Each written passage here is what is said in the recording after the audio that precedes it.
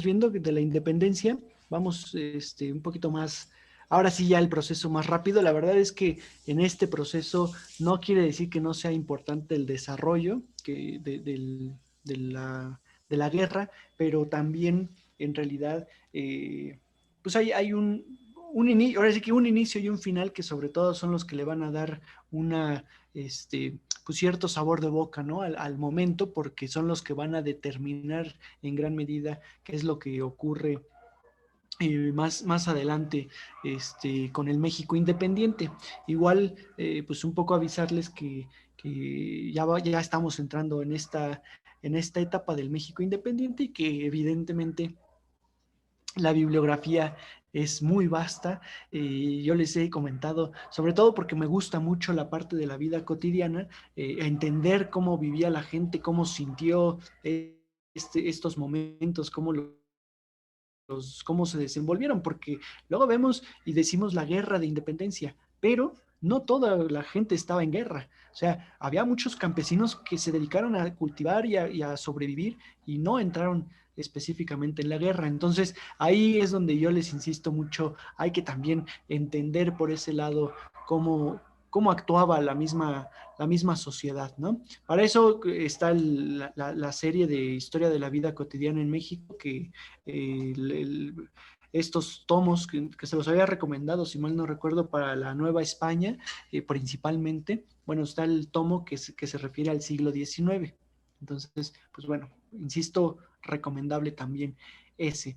Y los libros del Colegio de México, de Historia Mínima de México, o bueno, hay unos de Historia General de México, pero sobre todo los de Historia Mínima son más especializados en distintos procesos. Entonces, por ahí, por si a alguien le interesara un poco acercarse también a estos otros recursos que existen en esos momentos, ¿no? Sí, mira, justo lo que dice Marco, que esos del Colmex son bastante buenos, sí, o sea, se han dedicado a hacer historias de vida cotidiana, historias económica y social principalmente, pero tienen buena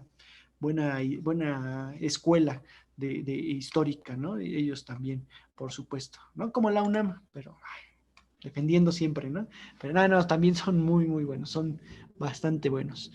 Habíamos visto, pues, la huida de Miguel Hidalgo y de Ignacio Allende. Habíamos comentado que sobre todo para 1811, justo cuando viene cuando entra la, el avance, digamos, del ejército realista, que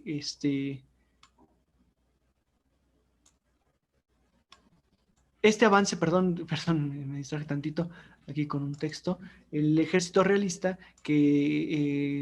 pues que sí le va a dar, ahora sí que sí va a impulsar hasta cierto punto para mal, digamos, a Miguel Hidalgo o al ejército. Digo, hablo de Miguel Hidalgo porque en esos momentos era el líder, aunque ya habíamos comentado que le habían quitado en Guadalajara, ¿se acuerdan? Que ahí en Guadalajara le quitan el liderazgo del ejército porque pues consideraban sobre todo a Allende, Aldama, incluso los hermanos López Rayón, pues un poco también ya dudaban de las capacidades militares que tenía este personaje, en la medida en que pues o sea, era muy buen cura, había leído mucho sobre estrategia, pero no la había desempeñado del todo hasta esos momentos. Entonces, pues sí es un detalle que debemos considerar, ¿no? Importante porque a pesar de que estaba asesorado por estos militares, él tomaba las últimas decisiones y en algún momento se le criticó justo esa situación, ¿no? El hecho de que no tomara las decisiones correctas en todo caso. ¿Ok? Ahora bien, hacia hacia diciembre de 1810, enero de 1811, recordemos que Miguel Hidalgo, Miguel Hidalgo e Ignacio Allende se encuentran en Guadalajara, en la ciudad de Guadalajara. Evidentemente también aquí diré, pues se cruzan esas festividades de fin de año, sobre todo, bueno, las de Navidad, que ya empezaban a ser importantes, porque también aquí, bueno, a veces no lo sabemos, pero Resulta que Navidad no era muy relevante en la concepción cristiana católica, sino hasta el siglo XIX. Es decir, no quiero decir que no fuera una fecha importante, sí que la era, es decir, la festejaban, pero la fecha importante religiosa era Semana Santa, ¿de acuerdo? No la Navidad. En cambio, ya para el siglo XIX ya empiezan a celebrar mucho más esa fiesta, y entonces pues paran todo, igual como hacemos a veces en la actualidad, ¿no? Que se para todo o al contrario, se mueve mucho la economía. Bueno, entonces el ejército realista no los persigue totalmente durante el periodo decembrino, pero termina eso y entonces en enero, el 3 de enero, 4 de enero aproximadamente de 1811, Félix María Calleja, y ahora sí al mando del ejército realista, empieza a tener pues este acercamiento, esta avanzada hacia Guadalajara, hacia la zona de Guadalajara. Hidalgo y Allende tienen una discusión de qué es lo que deben de hacer. Eh, Ahí en Laja, como tal, tienen una junta de guerra. Laja es una comunidad de Guadalajara, las afueras de la ciudad misma, que es una hacienda actualmente. Bueno, sobre todo se identifica más con una ex hacienda, la ex hacienda de la Laja, ¿no? Que se encuentra ahí en Jalisco. Y Allende opina no dar acción, sino retirarse hasta San Blas, donde probablemente puedan encontrar un poco más de recursos, porque San Blas ya significaba un puerto de comercio. El tener recursos significa que la gente pues sea atraída hacia estos lugares o al menos esté bien alimentada, ¿sí? Y sin embargo, Hidalgo da la opinión de dar batalla y ahí es donde entran en el principal desacuerdo. Las tropas insurgentes van de la hacienda de La Laja hacia Zapopan sin detenerse en realidad, llegan ahí a Río Verde, que es no Río Verde en San Luis Potosí, sino hacia acá, hacia Jalisco, un río que se llama Verde en realidad, literal, ahí donde es un delta, es una derivación del río Santiago, que viene desde allá y que cruza todo el país prácticamente. Bueno, que cruza y se conecta con el río Moctezuma y acá hacia el centro, hacia Hidalgo y toda esa zona, ¿no?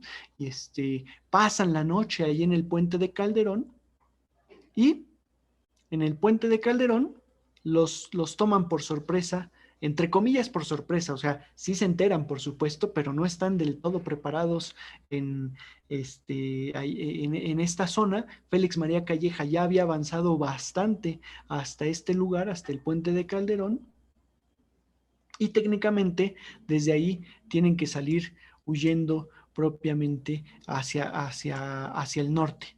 No sin antes entrar en batalla, por supuesto.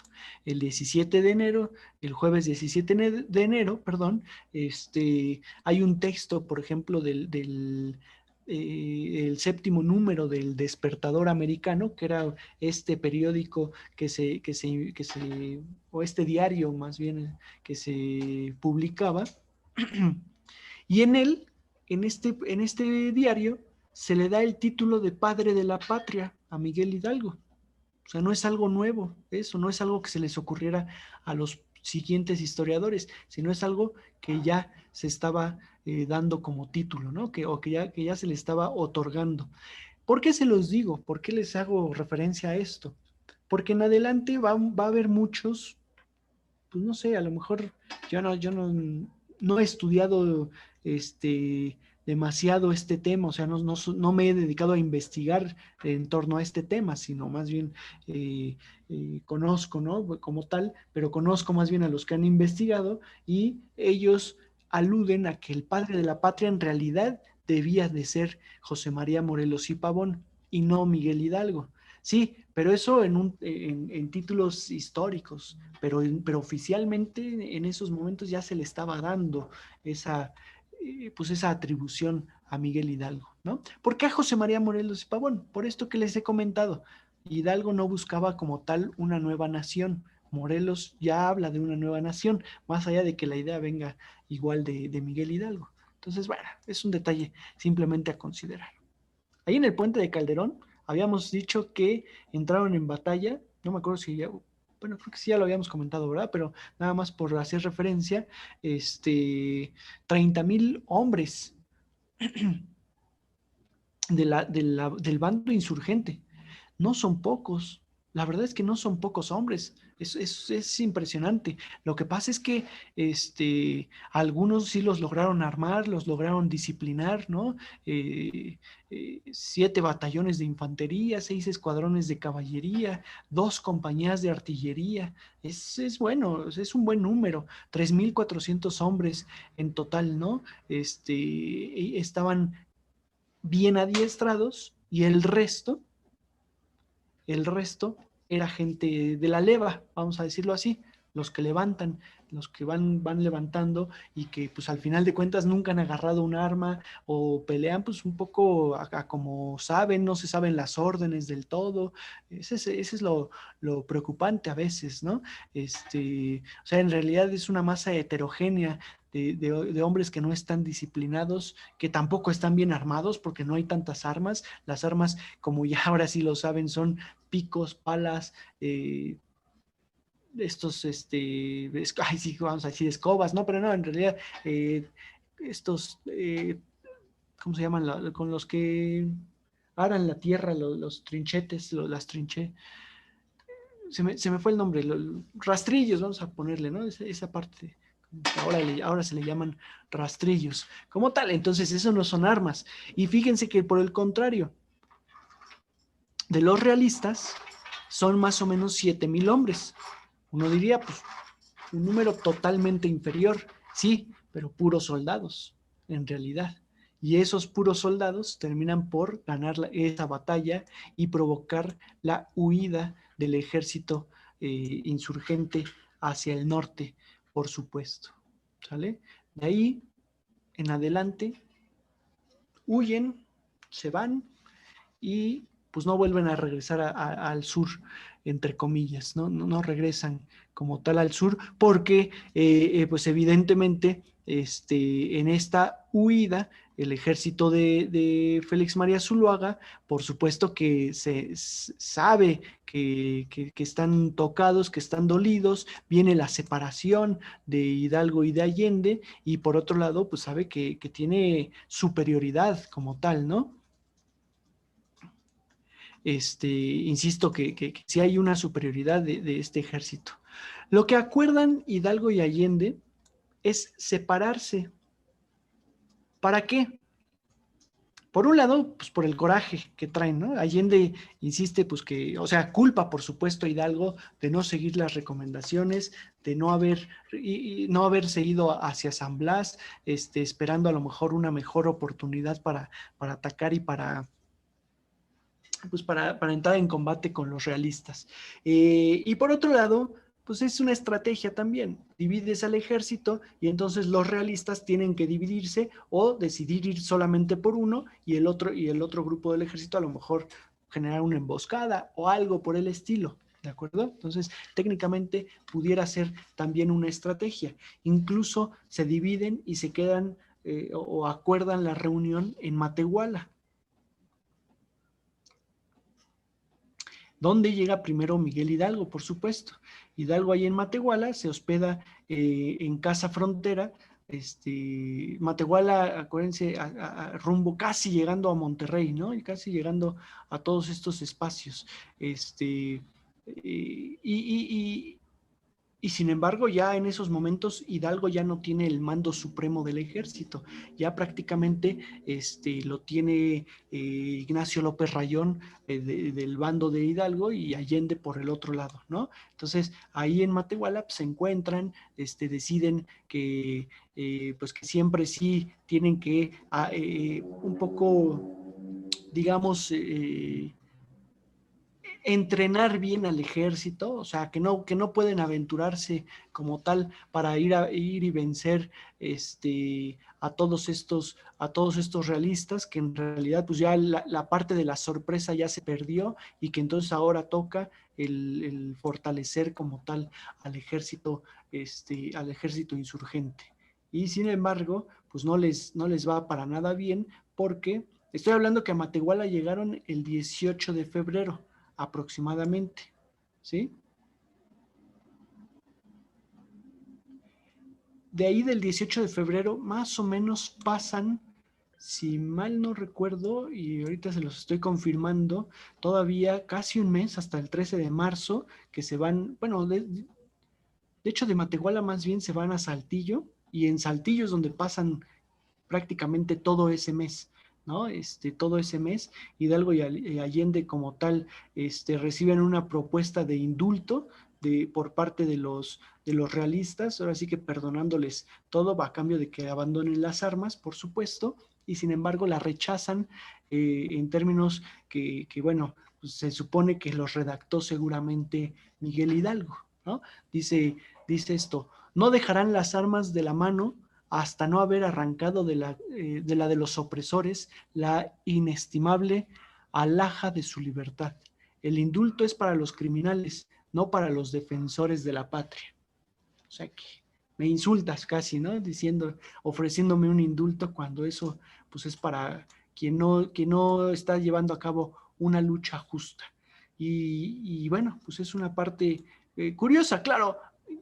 Sepan que a todos los insurgentes, a Morelos, a, a Guerrero, a Guadalupe Victoria, a quién más, a Nicolás Bravo, a los López Rayón, se les ofreció el indulto en algún momento del proceso histórico, ¿no? De esta guerra de independencia. Y ninguno la aceptó hasta estos momentos, porque claro, cuando les ofrecen el indulto, generalmente es cuando más ventaja o cuando hay una posible ventaja por parte de estos insurgentes. Entonces no la voy a aceptar en tanto que me sé que puedo ganar, ¿no? O sea, y los realistas ofrecen el indulto como estrategia, por supuesto. O sea, es una estrategia para que ya no sigan atacando y para que ya no sigan habiendo estos enfrentamientos. Hay un texto que no es como tal histórico, pero que es una sátira en donde se ve perfectamente todos los problemas que pudieron haber tenido Hidalgo y Allende, que seguramente algunos conocen, que es el de Los Pasos de López, de Jorge Ibargüengoitia. Es un texto muy fácil de leer, por supuesto, muy agradable. Ibargüengoitia tenía una pluma muy ligera, yo creo, ¿no? Bueno, a mí me gusta mucho todos sus textos de este autor bueno, retoma los problemas entre Hidalgo y Allende y crea ese de Los Pasos de López como tal, ¿sale? Pues en realidad todavía siguen yendo hacia el norte después de Saltillo, de ahí de Saltillo incluso se van a Monclova. O hacia la... Ah, alguien prendió su bocina que suena igual a la mía, por eso me asusté. Ay, perdón, es que pensé. Ah, no te preocupes, Lidia, no te preocupes. No, lo que pasa es que yo dije, caray, está sonando la mía. No, pero no es. No era. De ahí de Saltillo, insisto, se van hacia La Joya en la madrugada, porque ya están ahora sí ahora sí que les están pisando los talones los realistas, y sin embargo, pues hacia las inmediaciones de Norias, de Acatitán, de Baján, Norias de Acatitán de Baján, los está esperando una emboscada de Ignacio Elizondo, probablemente, bueno, no probablemente, avisado por las autoridades que se habían dicho favorables a los insurgentes de la región de Saltillo, son avisados de esta huida que están teniendo Allende e Hidalgo. Allende y otros disparan sin éxito contra todos sus aprensores, justamente. Y pues mueren en realidad 40 insurgentes. O sea, en lugar, según la crónica, en lugar de matar a estos personajes que los van a prender, al final, pues ellos también contestan el fuego, por supuesto, y terminan muriendo 40, 40 insurgentes de todos ellos, ¿no? Por supuesto. Indalecio, el hijo de Ignacio Allende, termina muriendo también en este altercado. Por supuesto, pues que Allende queda devastado, culpando en todo momento, bueno, lo que se ha investigado, porque de ahí pues sí no lo podemos saber del todo, pero de alguna de las crónicas realistas, de los oficios, de cómo capturaron a estos personajes, indican que Allende en esos momentos se vence, se da por vencido prácticamente, ¿no? Cuando intiman a Hidalgo, y le ofrecen o le insisten que se dé por preso, también intenta resistir en estos momentos Hidalgo, y dicen exclamando, traidores, ¿no? Más pronto, pues en realidad no logra nada, o sea, simplemente pues son los gritos, y queda capturado y queda apresado. De ahí los llevan a Matehuala, los mantienen ahí, los iban a trasladar, el veredicto era trasladarlos a la Nueva España, a la Nueva España, me refiero a la Ciudad de México. Sin embargo, aquí estamos hablando de que los realistas, perdónenme, nada más esto fue el 20 de marzo, perdón. El 21 de marzo, es en la madrugada en realidad, ¿no? Entonces, del 20 al 21 de marzo, cuando los apresan ahí en las norias de Acatita de Baján, a estos dos personajes justamente. El asunto es que los podían haber trasladado a la Ciudad de México y enjuiciado, y los podrían haber incluso hasta sacrificado, vamos a decirlo así, enfrente de todos para poner un alto, ¿no? O sea, para dar un golpe de autoridad, para que vean que el líder del movimiento pues ha sido sometido. Pero resulta que también aquí están jugando hábilmente los insurgentes. Si hubiesen hecho eso, que era la primera orden, vale decirlo, la primera orden de estos personajes era esa, llevarlos hasta la Ciudad de México, hubiesen generado figuras, pues a seguir, ¿no? Mártires, prácticamente. O sea, te puede salir, como dicen, el tiro por la culata. Puedes dar ese golpe de autoridad, o por el contrario, provocar que se indigne la población y se levanten armas por la unidad que les están provocando. Se los pongo como un ejemplo. O sea, son símbolos, insisto. Y lo veremos en otro momento cuando hablemos de Maximiliano, pero cuando matan a Maximiliano de Habsburgo en el Cerro de las Campanas, lo trasladan al Hospital de San Andrés, que estaba enfrente del Palacio de Minería. Y ahí lo mantienen, ahí lo embalsaman por octava ocasión, o yo no sé, fueron un chorro de embalsamamientos a Maximiliano, ya estaba bien descompuesto su cuerpo, ¿no? Pero el asunto es que la gente sobre todo de la Ciudad de México, que entre comillas pues era de un bando conservador, empezó a llevar veladoras al Hospital de San Andrés. Y entonces Juárez se dio cuenta que era el símbolo del imperio, técnicamente, y por eso manda a destruir el Hospital de San Andrés. ¿Por qué? Pues porque ya lo habían adoptado como un símbolo imperial, ¿sí? Y pues en una de esas se volvían a levantar para exigir. Bueno, eso pudo haber ocurrido también con Miguel Hidalgo. Y entonces lo que hacen es llevarlo lo más lejos que se podía. No alcanzaron a llegar hasta Nuevo México, hasta Santa Fe de Nuevo México, pero sí a Chihuahua, que era pues prácticamente la ruta, ¿no? O sea, bueno, la ciudad de Chihuahua todavía queda al sur del estado, bueno, en el centro en realidad, pero pues sí, o sea, lo están alejando de la sociedad, que nadie lo vea, que nadie se entere qué es lo que está ocurriendo, ¿de acuerdo? Que nadie se entere qué es lo que está sucediendo en estos momentos. Por supuesto, pues que empiezan a interrogar y empiezan a hacer las declaratorias, ¿no? Sobre todo para que se declaren culpables y entonces el digamos, el juicio pues sea correcto. Empiezan con Mariano Abasolo, luego Allende y al último Miguel Hidalgo, quien en general pues quedaba excomulgado. Los tienen presos en el hospital, bueno, de principio en la iglesia de la Compañía de Jesús y en el colegio jesuita, que ahora es el Palacio Municipal, no, perdón, el Palacio de Gobierno del estado de Chihuahua. Es que no es del municipio o de la ciudad, me refiero, sino es del el gobierno estatal, ¿no? Ahora está ahí ese lugar, ese sitio. ¿Ok? Y perdón, pues ya no es el colegio jesuita. En realidad, acuérdense que a los jesuitas ya los habían expulsado. Ya había sido tomado por los franciscanos y se había convertido en un colegio de propaganda FIDE, el colegio de propaganda FIDE de Guadalupe, en allá en Chihuahua. Y al final, después de todo un juicio, desde marzo prácticamente hasta junio, no, perdónenme, no es hasta junio, todavía tardan un poquito más, hasta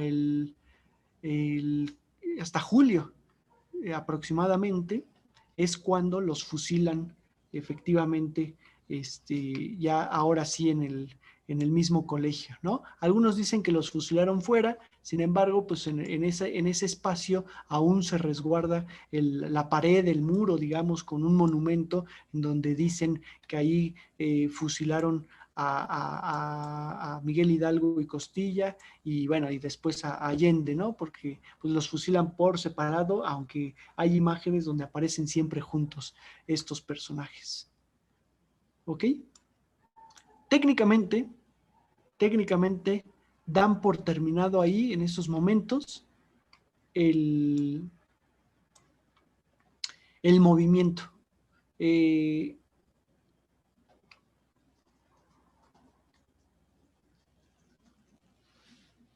Hoy, es que quiero darles un dato curioso porque justamente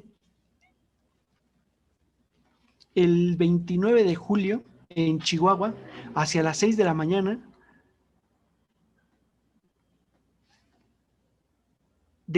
¿cómo es que dice aquí? Degradación de Hidalgo revestido de ornamentos sacerdotales de color rojo que se le van quitando en presencia de los mismos que concurrieron a su sentencia. O sea, le van quitando todos los ornamentos sacerdotales, justamente, ¿no? O sea, a las 6 empieza la degradación, como dato curioso. A las 7 de la mañana, el comisionado, que es el general Abella, se traslada al hospital donde está preso Hidalgo y le notifica la sentencia de muerte que pues ya, ahora sí que está puesta en su archivo. Y técnicamente ya por la tarde es cuando deciden fusilarlo, cuando terminan por fusilarlo. ¿De acuerdo? Eso es Hidalgo, eso es la campaña de Miguel Hidalgo justamente. Pero, pues no termina ahí la cosa, por supuesto, porque todavía hay un personaje que continúa su andar. Evidentemente de julio de 1811 hasta diciembre, prácticamente están todos pues un poquito tocados, y digo todos los que quedaron, los López Rayón, José María Morelos y Pavón, por supuesto.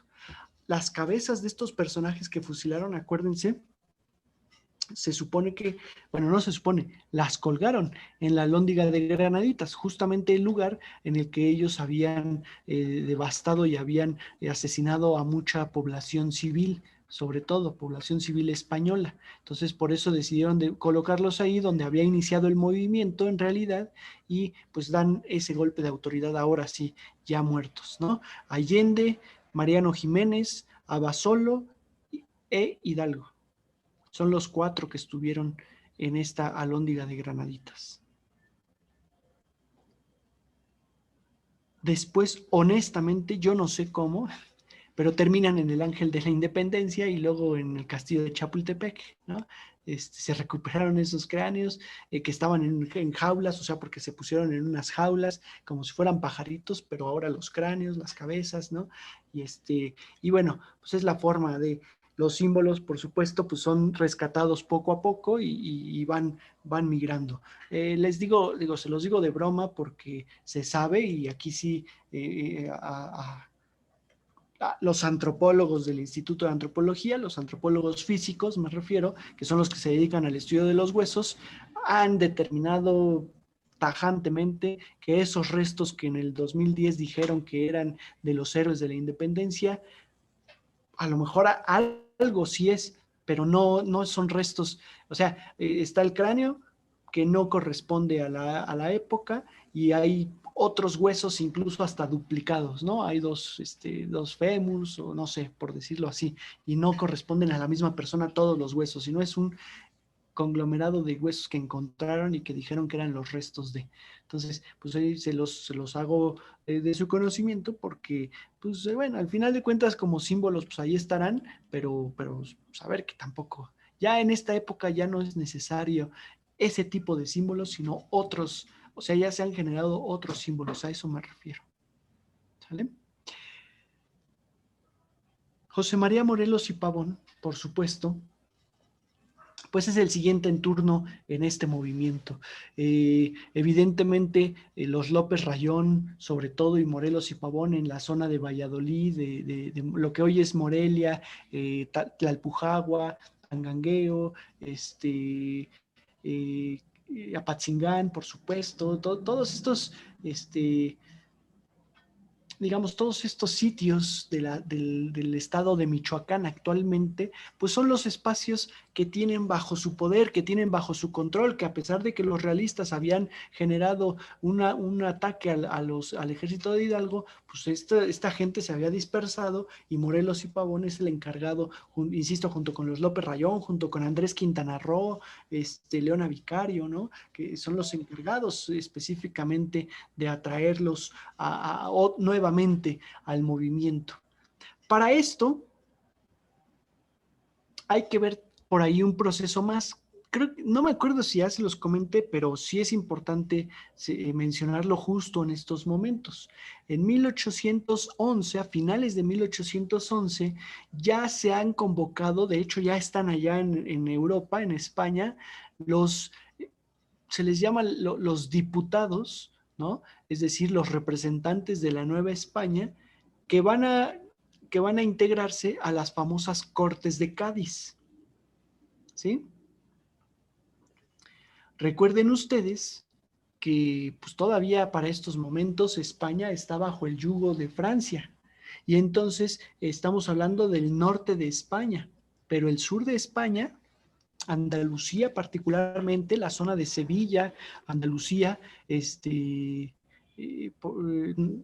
no tienen los franceses control de ellos y entonces evidentemente pues se están organizando para crear una forma de gobierno, para generar una constitución, una nueva constitución que desconozca el gobierno de José Bonaparte y que instaure un nuevo gobierno que sí, pues podría ser en la figura de Fernando VII, pero como pues estaba por allá en Francia capturado, que era cautivo, entonces pues que fuera otro gobierno u otro personaje. Entonces se convoca a Cortes a todos los representantes de los reinos o del reino de España, que para esos momentos todavía era todo esto, ¿sí?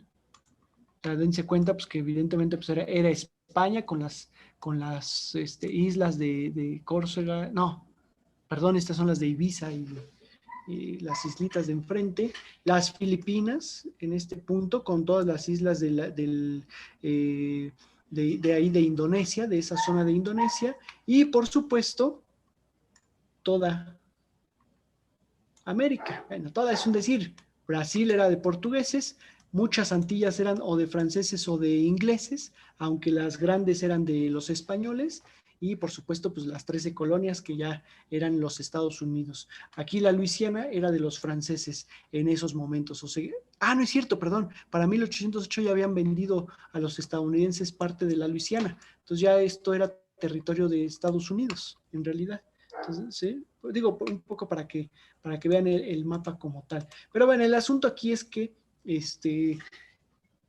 evidentemente, pues sí hay muchas representaciones de América en esas cortes. Y se busca, sobre todo los representantes de América, buscan que se les reconozca ese poder, esa libertad política, sobre todo libertad política con referencia a Francia. Es decir, de España lo que quieran, pero de Francia no. Y mientras estén los franceses, habría libertad política en la Nueva España. ¿Sí? Y más o menos va por ahí las Cortes. Por supuesto, en las Cortes de Cádiz se instaura una monarquía constitucional, es decir, que el rey que sea, ahora va a tener que estar sujeto a unas cortes o a un parlamento. No va a ser un rey absoluto, se les va a reconocer, se les va a reconocer, por supuesto, como provincias nuevamente, intendencias, ya no van a estar centralizados los poderes, ¿no? Entre comillas, ya no todo va a depender de Madrid, que en esos momentos pues ya era la gran capital española, y vamos, cuestiones importantes, ¿no? Y sí, desde la Nueva España mandan a estos representantes, la Constitución de Cádiz entra en vigor en 1812, de hecho, 12 de marzo de 1812. Ahí están viendo la fecha como tal, en que se promulga la Constitución. En realidad, de facto, es hasta 2 años después, casi a principios de 1814. ¿Por qué? Pues porque aunque estén promulgando todo eso, solamente entra en vigor hacia estos territorios de América, de Filipinas, pero toda España, a reserva del sur, toda España, pues sigue siendo dominada por Francia. De hecho, como es en contra de José Bonaparte, a la Constitución allá en España la conocen como la Pepa, ¿no? Y cuando alguien escuche eso, sepan que se refiere a la Constitución de Cádiz, y si escuchan la referencia en algún contexto como la Pepa, significará algo que, o sea, entienden ellos con el sentido de algo que es, que a la vez no entró en vigor o lo desconocieron, digámoslo así, ¿no? O sea, que es, pero no es. ¿Sí me explico? Porque inmediatamente que entra Fernando VII en 1814 a España, lo primero que hace es desconocer las Cortes de Cádiz y la Constitución de Cádiz. Todavía de que lo favorecían y de que iban en contra de José Bonaparte, se atreve a desconocer. Pues eso, tan incoherente fue este personaje. ¿Cómo afecta al movimiento de independencia? ¿Cómo afecta? Pues que igual en 1812 sí entran en vigor, y entonces, como están diciendo que mientras haya un gobierno francés, acá podemos gobernar. Sí, claro, los virreyes pues lo toman como yo gobierno, ¿no? Yo virrey gobierno, las mismas audiencias, pero José María Morelos y Pavón también en sus campañas militares, que aquí bueno, aquí las ven todas estas campañas militares, ¿no? Que pelea en muchos frentes, pelea en Morelos, en el sitio de Cuautla. Digo, aquí se lo estoy contando un poco más rápido, insisto, para que sobre todo veamos el meollo de la campaña de Morelos, ¿no? En Ecatepec, de hecho, ahí hay ahí en Ecatepec, por eso se llama Ecatepec de Morelos, me refiero, ¿no? Porque pues, es donde estuvo este personaje. Él incluso llegó hasta Orizaba, Tehuacán, ¿sí? Oaxaca, parte del ejército, o sea, estuvo en toda esta zona sur intentando los levantamientos constantemente para que pues le hicieran caso, para que pudieran llegar a buen puerto, pudieran llegar a buen fin este movimiento. Y sobre todo, en 1813, después de la Constitución de Cádiz, se enfoca mucho en la creación justamente de un texto y bueno, de una junta gubernativa que se llaman los Sentimientos de la Nación.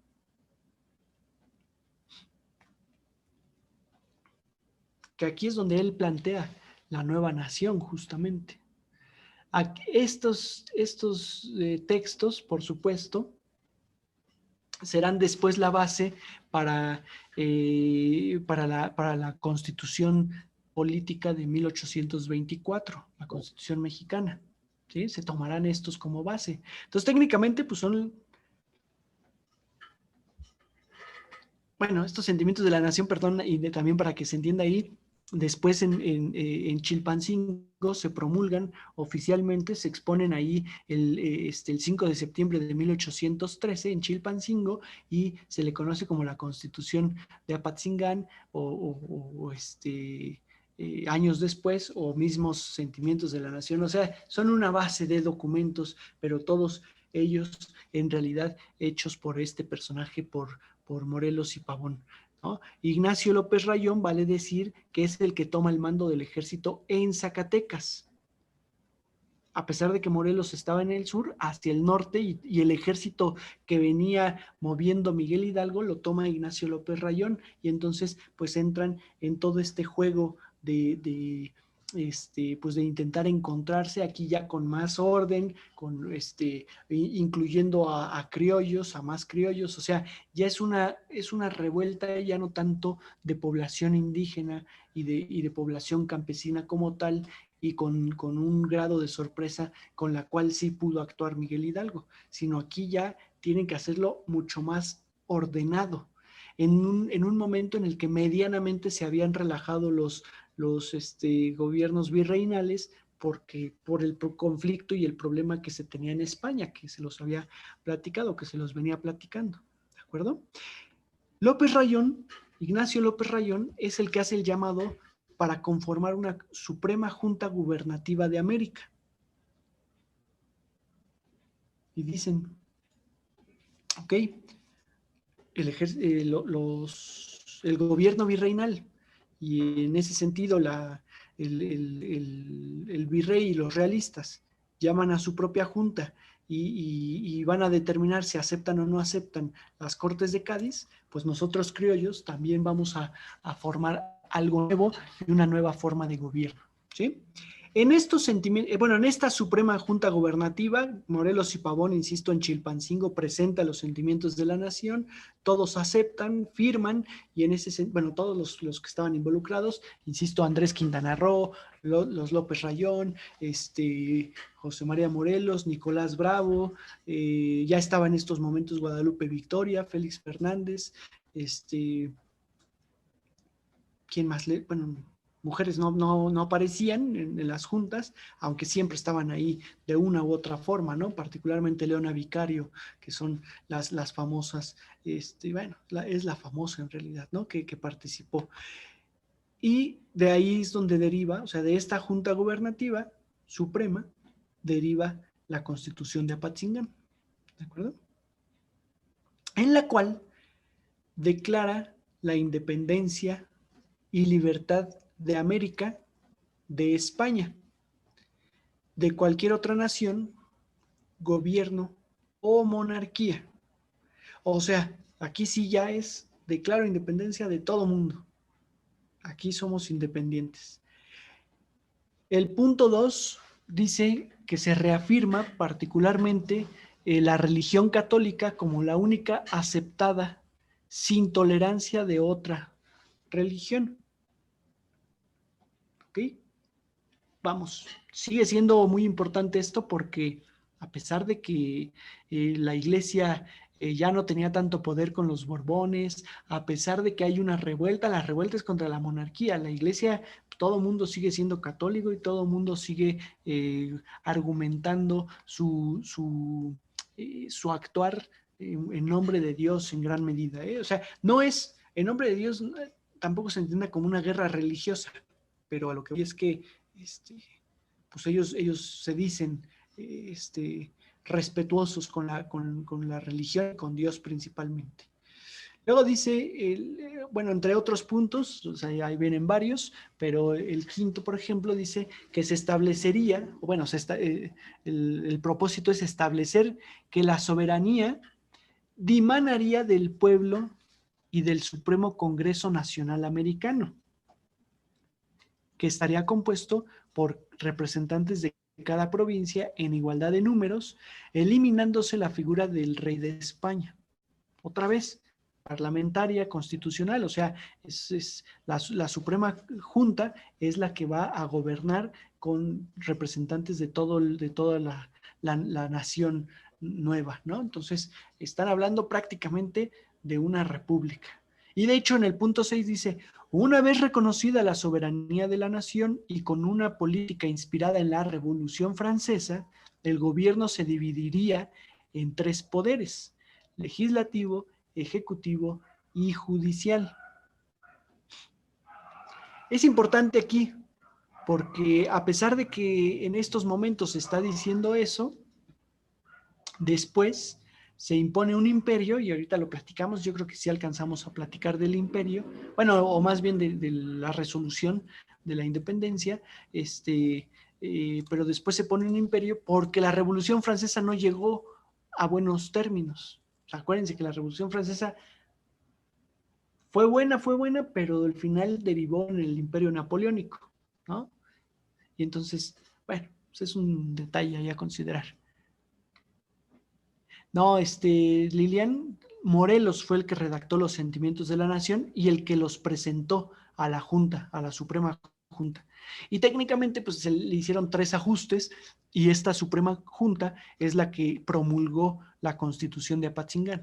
Pero Morelos es el que redacta los sentimientos de la nación, que es el texto importante, ¿no? Oficialmente. Dice, bueno, nada más les leo otros 4 puntos. Con la finalidad de proteger a los americanos, los empleos quedarían reservados para estos únicamente.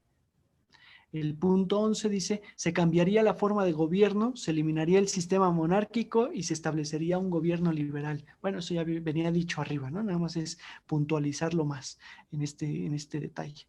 Socialmente se pretende una mayor igualdad, reduciendo el tiempo de las jornales, y se debe procurar mejores costumbres para las clases marginadas.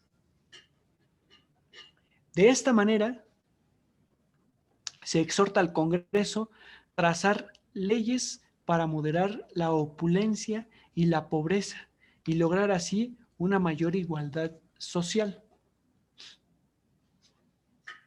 Tómenlo en cuenta. José María Morelos y Pavón fue sí fue párroco al final, ¿no? Fue seminarista y después sí profesó como párroco. Y sin embargo tuvo hijos. Juan Nepomuceno Almonte, que más adelante fue militar y fue quien trajo, o sea, fue el encargado de la embajada para ir con Maximiliano y traerlo como el emperador del Segundo Imperio Mexicano. Entonces, curioso, ¿no? Bueno, ahí para los que dicen que de tal palo tal astilla, ni para bien ni para mal, ¿eh? O sea, tampoco. Claro que tampoco estaba mal lo que estaba pidiendo Juan Nepomuceno Almonte, aunque pues a algunos no les va a parecer, por supuesto, o no nos va a parecer, ¿no? Pero, o sea, tampoco juzgamos que estaba mal, simplemente actuó diferente a Morelos. Eso es lo que quiero decir, que actuó muy distinto a como este personaje pensaba. Curiosidad. Se prescribe perdón, no es prescribe, se proscribe la esclavitud y la distinción de castas para siempre, y todos quedan iguales. ¿Sale? Esto ya lo había dicho Hidalgo, esto lo dijo Morelos, no entra en vigor, o sea, igual que la Constitución de Cádiz, pues una cosa es la promulgación, otra cosa es que de facto se esté llevando a cabo, entonces nunca entra en vigor. Por eso no sé, aunque se dice que son los primeros que proponen la abolición de la esclavitud, en realidad es hasta Vicente Guerrero cuando se lleva a cabo la abolición oficial de la esclavitud, ¿no? En México. Entonces, bueno, nada más para que lo tengan en cuenta. O sea, sí es bueno lo que se está diciendo, pero no se puede lograr del todo, porque pues evidentemente hay persecución contra Morelos y lo terminan fusilando, ¿no? Se desaparecen las alcabalas, estancos y el tributo de los indígenas. ¿Ok? Ese es el detalle bueno, uno de los, sobre todo más bien, uno de los puntos principales de los sentimientos de la nación y de la Constitución de Apatzingán. 1812, vamos a ponerle 12 porque en realidad es hasta el 12 cuando agarra oficialmente ya otra vez este auge, el movimiento de independencia. Están enfrentándose en ciertas batallas, insisto, hay un sitio, el sitio de Cuautla, en Ecatepec y todos estos enfrentamientos, y hasta 1815.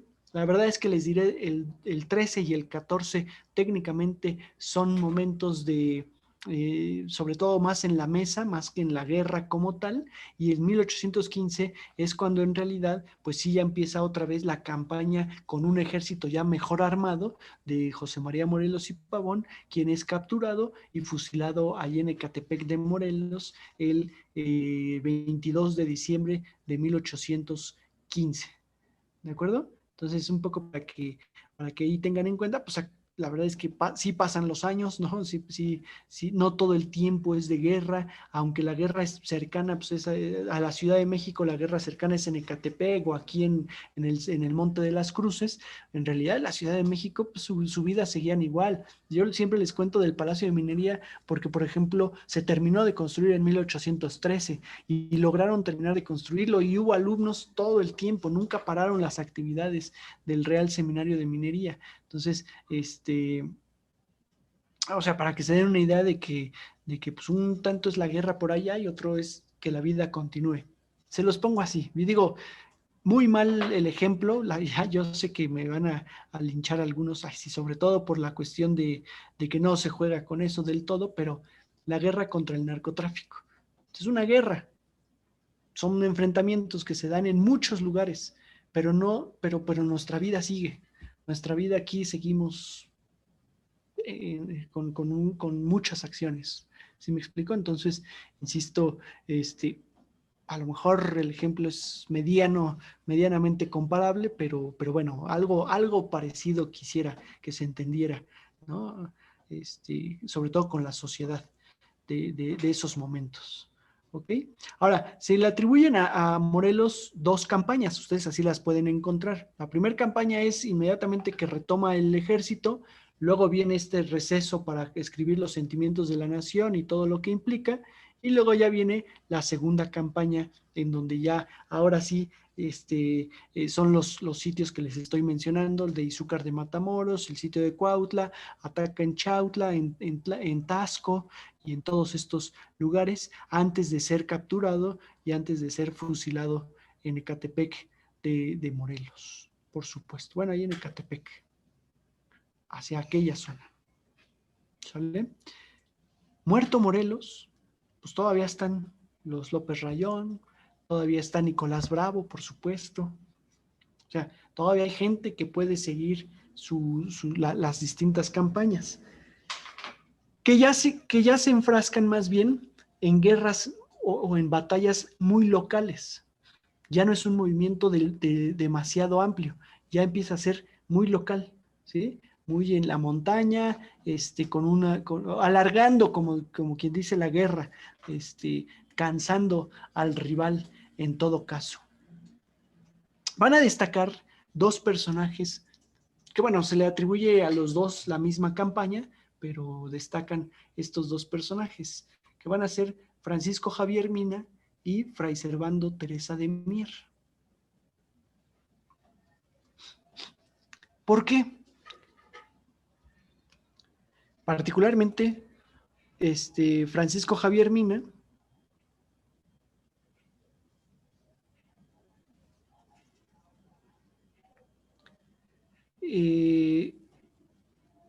Francisco Javier Mina, pues es un español. Bueno, ahorita regreso al mapita si quieren para que lo veamos mejor, pero primero para que vean quién era Francisco Javier Mina y entiendan un poquito más sobre él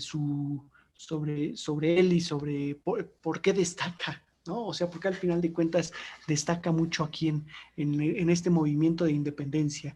Es conocido sobre todo, bueno, como Francisco Javier Mina, aunque es Martín Javier Mina Larrea, en realidad ese es su nombre original, de Navarra, en España. Él participó en las guerras de independencia, en la guerra de independencia de España contra los franceses en la zona de Navarra, en Pamplona, donde más franceses había particularmente, ¿sí? Donde, o sea, fue una lucha muy intensa y sobre todo muy peligrosa, porque pues, estaba ahí en el cruce de del fuego, más bien, en el fuego cruzado en todo caso. Además destaca porque logró implementar con 200 hombres la guerra de guerrillas.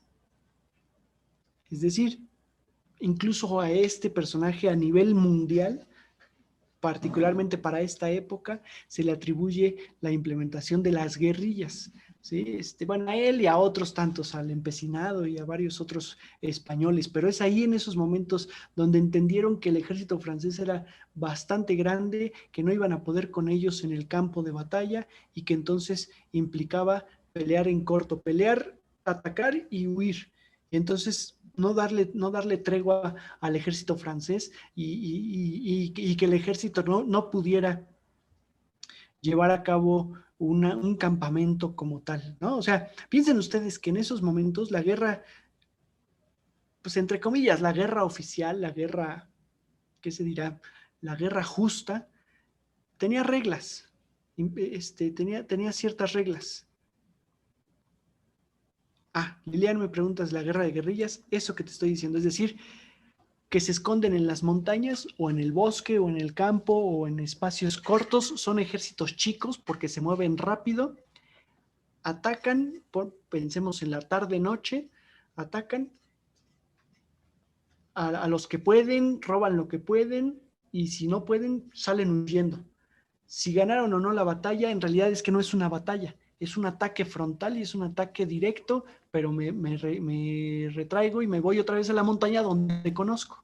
¿Qué quiere decir eso? Pues que el ejército como tal, que está entrenado, porque les digo, las guerras pues tenían ciertas reglas, es decir, no, o sea, te aviso que vamos a pelear, que te declaré la guerra, vamos a pelear, nos vemos a tal hora, nos vemos a tal hora en tal lugar, en un campo de batalla donde voy a desplegar la infantería, la caballería, la artillería desde la parte de atrás, voy a lanzar cañones, o sea, es ese tipo de guerra. Ven un poco, está bien exagerada la verdad y muy patriótica, pero vean la película de El Patriota de Mel Gibson, ¿no? Allá en Estados Unidos. Es de estas épocas, de las independencias, por supuesto, y justamente él emplea una especie de guerra de guerrillas. Es decir, ataco y me voy, no te doy tregua, pero tampoco es una guerra justa, tampoco es una guerra, o sea, sí es contra militares, no es contra civiles, pero no es en el campo de batalla, entonces, pues no sabes cómo voy a actuar, soy impredecible. Ese es el detalle. Francisco Javier Mina, insisto, lo implementó allá en España, ¿de acuerdo? Entonces, sale, por supuesto, ¿no? Que es otro de los desaciertos ¿cómo se llama? De Fernando VII. Cuando ganan la guerra, regresa y termina enjuiciando a todos estos guerrilleros que habían apoyado la independencia y que regresara tal. ¿Por qué los termina enjuiciando? Porque ellos le exigen, por supuesto, que se adhiera a la Constitución de Cádiz. No quiere, Fernando VII no quiere, y a muchos pues, que se levantan en armas ahora contra Fernando VII, los termina, insisto, enjuiciando. El asunto es que se va a Londres, Francisco Javier Mina. Bueno, pasa por varios lugares, pero llega a Londres, en donde conoce a Fray Servando Teresa de Mier, que es este sacerdote, este fraile, que era de la orden de los dominicos. Sí, él era dominico, era un sacerdote liberal, escritor, ¿no? Y todo el asunto. O sea, la verdad es que sí, pues era un criollo de alto renombre, tenía una familia hidalga, es decir, que tenía nobleza, pero que en realidad no tenía un título nobiliario alto, sino de hidalgo únicamente.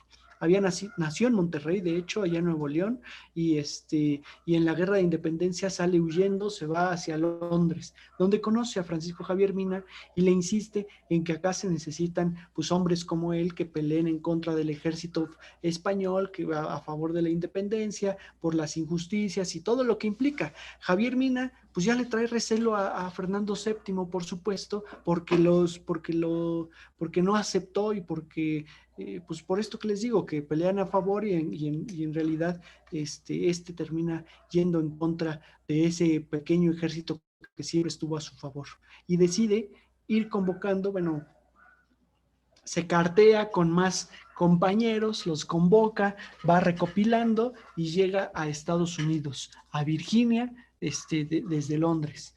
Ahí en Virginia, pues otra vez es ir buscando gente, sobre todo franceses, estadounidenses, que apoyen el movimiento, que patrocinen a lo mejor, si no van a apoyar con armas, pues que bueno, que patrocinen un poco o que les den préstamos X, ¿no? O sea, ese es su primer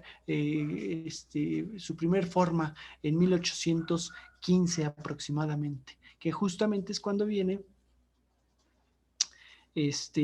cuando viene ahora sí ya los movimientos de Francisco Javier Mina. No, perdónenme, no es en el 15, déjenme, para darles la fecha exacta. ¿Cuándo llega a México? Bueno, a la nueva España en realidad, todavía en esos momentos. Es hasta el 17, si mal no recuerdo. A ver,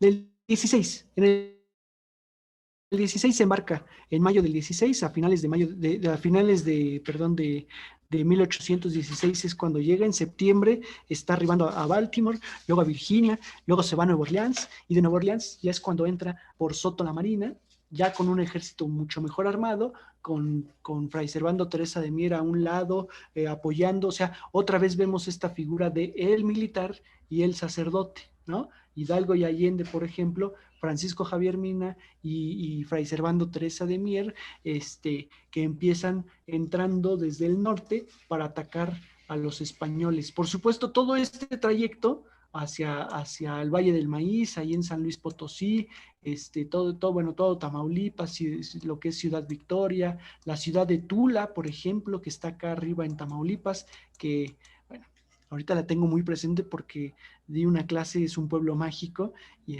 hay una reserva de la biosfera preciosa en esta zona, ¿no? La reserva de la biosfera del cielo, muy impresionante. Pero bueno, al final de cuentas, pues aquí no hay guerra como tal porque es una reserva, es la Huasteca y Tamaulipeca, o sea, ahí no hay población, no hay ejército, o sea, simplemente es el trayecto que va llevando a cabo, se va hacia Real de Pinos, en Zacatecas,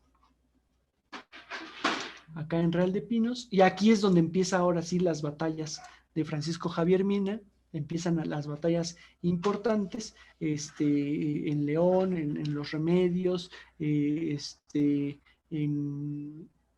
en Puerto Nuevo es donde tiene una batalla también muy intensa, en Guanajuato, por supuesto, ahí está, en San Luis de la Paz, y técnicamente pues va haciendo sobre todo controlado constantemente por los realistas que abandonan como tal que abandonan como tal el ataque a los guerrilleros del sur de Guerrero, ¿no? En la zona de Guerrero, y deciden ir primero por que sí está dando medianamente batallas, pero sobre todo pues que trae un ejército un poco más armado, ¿no? A los otros pues, los dejo porque están en la montaña, ni me hacen tanto daño, me refiero a Vicente Guerrero, pero a Javier Mina pues sí me está haciendo un poquito más de daño, y entonces por eso sí es importante atacarlo y defenderse de este personaje. ¿Okay? En Guanajuato es hecho prisionero Francisco Javier Mina en el rancho de El Venadito. Estaban descansando como guerrilleros, pues técnicamente no hacen estos grandes campamentos, son ejércitos pequeños, estaban descansando y ahí son atacados el 27 de octubre de 1817. ¿Ok?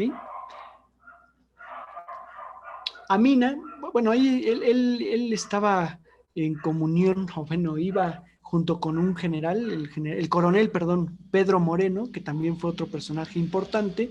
A este personaje lo matan, lo termina, bueno, muere, o sea, por el ataque, muere. A Javier Mina sí lo capturan, se lo llevan preso hacia la zona de Silao. Y bueno, pues técnicamente lo tienen preso durante un buen tiempo hasta que en el sitio de Pénjamo es donde terminan fusilándolo, ¿de acuerdo?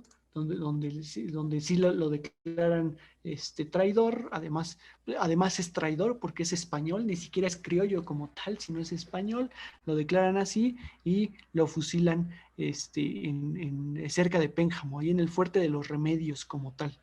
Cabe decir que al virrey Juan Luis de Apodaca, perdón, no sé si es Juan Luis de Apodaca, lo declararon o lo premiaron como el conde de Venadito, justamente porque él particularmente es quien lleva a cabo el ataque en este lugar del Venadito para capturar a Francisco Javier Mina en 1817, ¿de acuerdo? O sea, si se dan cuenta, sí son varios procesos. El más largo tal vez es este que viene ahorita del 17 al 21. Bueno, pues sí, vamos a decir que es el proceso más largo y es el más cansado de todos, porque es en una zona pequeña. Hay ataques, o sea, no diremos que no. Sí hay ataques de la guerrilla todavía en Guanajuato, hacia el sur, hacia Sonora, hacia el estado de Sonora, lo que ahora es el estado de Sonora. O sea, en varios lugares sí sigue habiendo un poquito estos ataques guerrilleros, pero el fuerte es aquí con Vicente Guerrero, que es el que toma el mando, tenía pues una especie, bueno, no una especie, tenía carisma con la población indígena y entonces transforma otra vez la guerra en una guerra de indígenas contra españoles. Entiéndase, Miguel Hidalgo, aunque convoca a criollos, prácticamente la población campesina pues era población indígena, ¿de acuerdo? Y, y bueno, pues es eso. Muere Hidalgo y luego Morelos, pues son criollos en realidad a los que convoca. Aunque una parte, un grueso de la población es indígena, los líderes son criollos y es una guerra criolla, oficialmente, incluso en el escritorio. ¿Sí? Francisco Javier Mina es algo parecido, hace algo similar. O sea, en este caso hasta son españoles. Guerrero, otra vez, retoma la situación indígena y la población indígena para llevar a cabo los ataques constantes. ¿De acuerdo? Aquí, bueno, pues es que quien no ha ido a Acapulco, yo creo que, no sé, pero creo que todos han ido a Acapulco, y en carretera además, ¿no? Pues se acordarán, digo, les pongo ese ejemplo porque se acordarán que pasando Cuernavaca empiezan las montañas y ese nudo montañoso, ¿no? Y eso es la zona verde, porque luego tenemos tierra caliente de un lado, tenemos la zona de la sierra, que va a dar hacia Oaxaca y hacia la Costa Chica, que también va a ser muy cerrado y vamos, para que ahí el ejército realista ataque es complicadísimo. Entonces, pues tenían una ventaja y a la vez no. Una ventaja porque pues se podían refugiar en la montaña, pero pues también tenían que trasladar muchísimo distancia, se tenían que trasladar por mucho espacio para poder atacar a los realistas. ¿De acuerdo? Sin embargo, pues seguían levantando y levantando constantemente. Entonces es un ir y venir.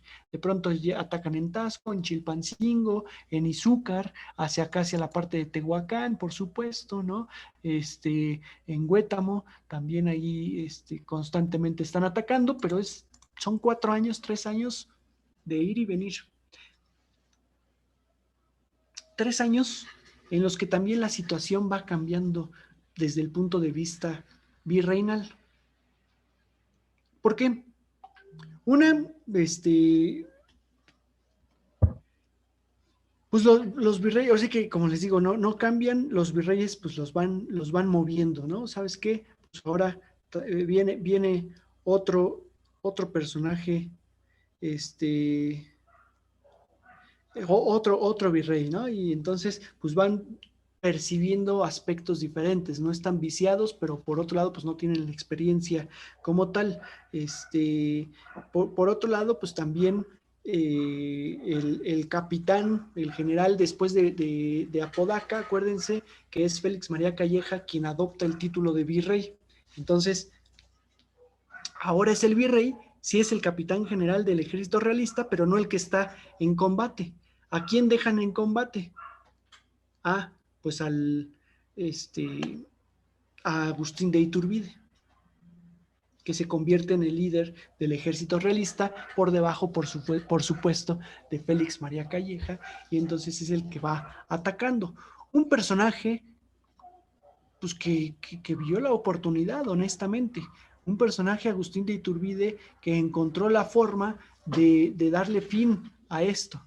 Y es, la guerra no va a acabar, aquí estamos varados y vamos a seguir y va a venir otro y va a seguir en la guerra de guerrillas y a lo mejor la Nueva España pues va a seguir siendo Nueva España bajo el dominio de España, pero todo el tiempo en guerra. Entonces, lo que conviene aquí es llevar a cabo una alianza mejor, ¿sí? Deshacernos de todos modos de aquel rey que ya demostró que no va a respetar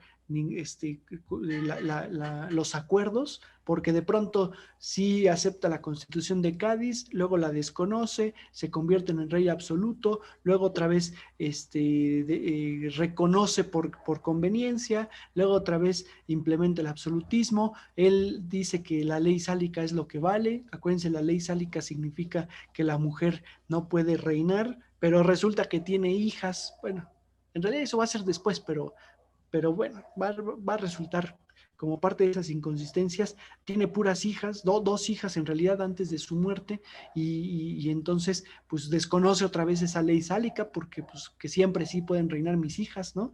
Porque como que se lo voy a dejar a mi hermano, a Carlos de Borbón, que después por eso se derivan las guerras carlistas allá en España, ¿no? El asunto es que Iturbide entiende eso y decide buscar el pacto. Por supuesto, no sin antes, o sea, eso viene después de emplear cierta batalla, de emplear cierta guerra contra Vicente Guerrero, pero ya al mando del ejército deciden pactar. Iturbide, perdón, Agustín de Iturbide, junto con un sector del ejército realista, entienden que el pacto los puede beneficiar, porque se deshacen de unos que son los virreyes y los reyes, pero a su vez, pues no le dejan el mando a los guerrilleros. Ellos adquieren el mando y ellos se apropian del gobierno, del nuevo gobierno, ¿no? Entonces, insisto, muy hábilmente también por esa ruta y por esa situación. De hecho, por ahí les diré la anécdota, ya hablaremos de la famosa Güera Rodríguez, pero pues es una mujer que bueno, siempre se dijo que fue amante de Agustín de Iturbide, en realidad muchos creen que fue la hija de la Güera Rodríguez, pero aquí lo importante es que ella abogó ante Félix María Calleja para que Iturbide adquiriera el mando del ejército, y un poco fue la que también parece ser que le fue insistiendo por dónde actuar o qué convenía, qué no convenía. Entonces, pues, o sea, yo lo dejo siempre como leyenda urbana porque no se tiene nada comprobado más allá de los textos de Humboldt, que también conoció a esta mujer, y de los religiosos de las órdenes religiosas que hablan de ella, porque en su momento decían que Iturbide pues estaba faltando al respeto a su esposa, ¿no? Evidentemente. Pero bueno, ese es un detalle. Y entonces, pues llega 1821 en realidad, o sea, casi me salté 3 años, pero son 3 años en los que hay guerra, guerra, guerra, guerra. Vale, no creo, a menos que digan ustedes lo contrario, pero no creo que sea necesario estar diciéndoles de dónde a dónde fue a pelear Guerrero, cuando al final de cuentas no le generó nada. Literal, no le generó nada más que el hartazgo del ejército realista. Y entonces es cuando deciden convocar con bandera de paz, o así que con la bandera de la paz, convocar a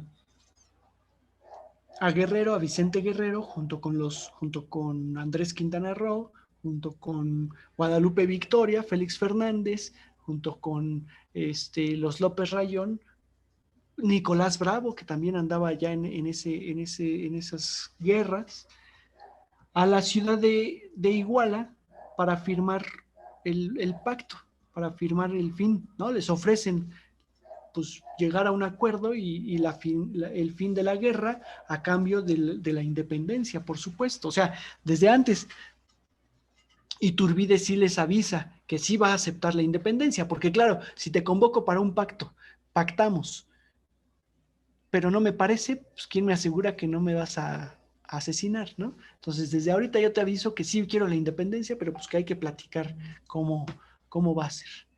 Y de hecho no van a Iguala, van a Tasco, Guerrero, en donde la orden de los de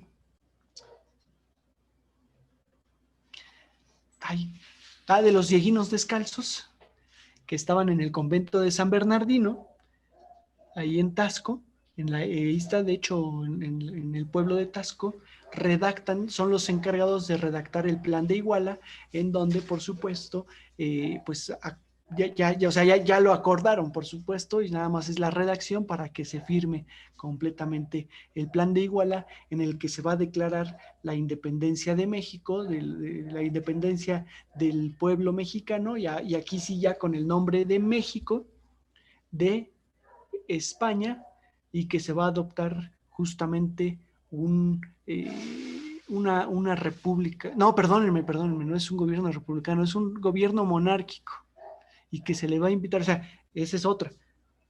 Ok, acepto la independencia, pero va a haber un gobierno monárquico. Lo mismo, si quieres, ¿no? Ahora sí que si no, pues no aceptamos. Y eso es lo que se establece. O sea, a grandes rasgos, ese plan de independencia de la América septentrional, que así se llama como tal, plan de independencia de la América septentrional, el plan de Iguala, establece la independencia de México, establece que se va a mantener la monarquía encabezada por Fernando VII o alguno de los miembros de la corona española. Y se habla de todos los Carlos, ¿no? Carlos, el hermano de Fernando VII, el sobrino, si Fernando VII tuviera un hijo, el tío de Fernando VII, que también es Carlos, o sea, son como 3 Carlos por ahí, por eso son las guerras carlistas después. A todos se les nombra por si quieren venir, y bueno, la respuesta, por supuesto, no, sí llega con una negativa, ¿no? Y por supuesto aquí se va a esperar a que haya respuesta, pues para ver quién gobierna de este lado. Se establece la religión católica como la única y se establece la unión de todas las clases sociales. En esta comunidad de Iguala, el 24 de febrero de 1821 se firma el Plan de Iguala. Ojo, no digo que así tenga que ser, porque de hecho hay muchos procesos que varían. La guerra de independencia de los Estados Unidos, o más bien la independencia de los Estados Unidos, ¿cuándo se festeja? El 4 de julio, que es cuando se firmó el Acta de Independencia de los Estados Unidos. Pero por el otro lado, la Revolución Francesa, pues sí, como tal, se festeja el 14 de julio, ¿no? Cuando se tomó la Bastilla, o sea, cuando inició. Bueno, México festeja su independencia el 16 de septiembre, cuando inicia la guerra, y no el 24 de febrero, que es cuando se supone que está terminando. ¿Pero por qué? porque todavía no acaba. Todavía no acaba la independencia. Aquí ya la aceptó Iturbide, ya la firmó pues el general, el capitán del ejército realista y todo, pero no el virrey. El virrey Félix María Calleja terminan destituyéndolo, en realidad. Tampoco el rey de España, o sea, todavía no acaba la guerra, todavía hay una posibilidad de que pues, vayan ahora en contra de Iturbide, de Guerrero y de todos ellos, como en su momento sí se enfrentaron a un par de batallas posteriores. La verdad es que no tan importantes, pero sí se enfrentaron en una serie de batallas, ¿no? Entonces, por eso ahí también dejémoslo como que está bien el 16 de septiembre el festejo.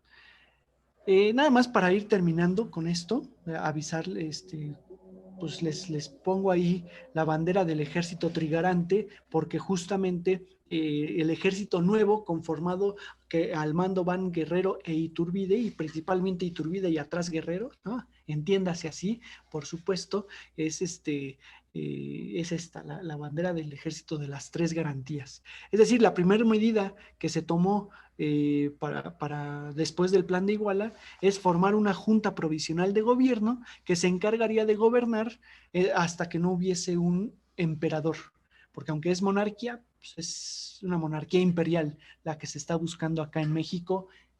Ojo, también ahí yo soy partícipe de esa teoría. Si ya vieron que la Revolución Francesa no funcionó en esta república y que derivó al final en un imperio, y que pues eso es lo que sí les funcionó, aquí yo creo que se quisieron saltar un paso y dijeron inmediatamente el imperio mexicano. ¿Para qué nos hacemos tontos cuando lo que se sabe aquí es imperio? Desde, desde el imperio mexica, porque de hecho el imperio mexicano tiene como antecedente, y bueno, no tiene, lo dicen como antecedente el imperio mexica. Es decir, la corona que van a tener o Fernando VII o Carlos y que después la tiene Iturbide es la de Moctezuma, ¿de acuerdo? Ni siquiera la de Cuauhtémoc. Bueno, sí, también la de Cuauhtémoc, pero principalmente la de Moctezuma. Es importante ahí esos aspectos simbólicos que retoman estos personajes. ¿Sale? Se le mandó carta a Fernando VII para invitarlo a reinar acá, pero no aceptó, por supuesto. Y entonces, esta bandera de las tres garantías, pues es la que van a andar desde febrero hasta agosto, febrero, marzo, abril, mayo, junio, julio, agosto, seis meses más o menos, por toda la nación, el nuevo imperio, por todo el territorio, para que la gente sepa, para que la gente se una, perdón, a esta nueva nación, ¿de acuerdo? Insisto, todavía hay por ahí algunos pleitos con una parte del ejército realista, pero pues en realidad así va a derivar. España quita a Félix María Calleja como virrey y mandan al último virrey de la Nueva España, oficialmente, Juan O'Donoghue, que el 24 de agosto de 1821 llega a Veracruz, pasa a la ciudad de Córdoba, donde ya lo reciben Iturbide, Guerrero y todos estos personajes. En realidad es Iturbide el que lo recibe para que firmen los tratados de Córdoba, que es la ratificación de la independencia. O sea, ya él como virrey, como figura virreinal, tiene que firmar esto. Y técnicamente de ahí al siguiente mes, el 27 de septiembre, entra todo el ejército trigarante, al mando van los tres personajes, Guerrero, Juan O'Donoghue y Agustín de Iturbide, a la Ciudad de México, 27 de septiembre de 1821. Y oficialmente ahí es donde se termina la independencia. Pues sí, la guerra, pero pues todavía el conflicto no se ha acabado, porque va a venir toda una serie de conflictos que iremos platicando más adelante. ¿Sale? ¿Dudas? A grandes rasgos, digo, igual la próxima clase retomaré un poquito esto último de los tratados de Córdoba y de la entrada del ejército trigarante, para que nos dé entrada al primer imperio mexicano que veremos dentro de 8 días, ¿no? Pero bueno, nada más para que ya lo tengan ahí en cuenta.